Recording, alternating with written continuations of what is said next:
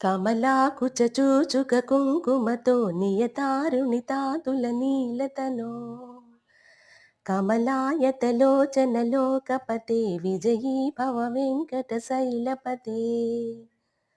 సచతుర్మక షణ్ముఖ పంచముఖ ప్రముఖాఖిల దైవత మౌళిమనే శరణాగత వత్సల సారనిదే పరిపాలయ మాం వృషశైలపతే అతివేలతయా తవ దుర్విషహై